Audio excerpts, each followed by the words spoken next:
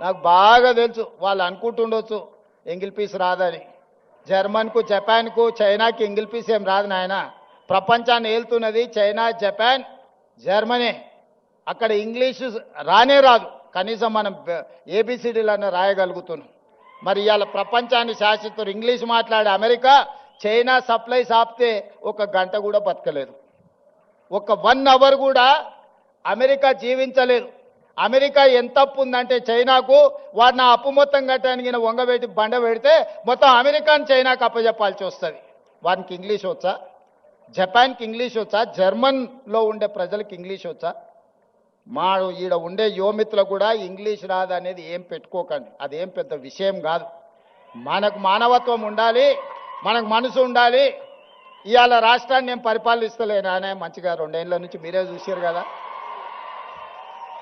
కావాలంటే 10 మంది ఇంగ్లీష్ వచ్చిన వాళ్ళని ఉద్యోగస్తులను పెట్టుకుంటే మాట్లాడవా అని చెప్పొచ్చు ఒకరి తర్వాత ఒకరిని.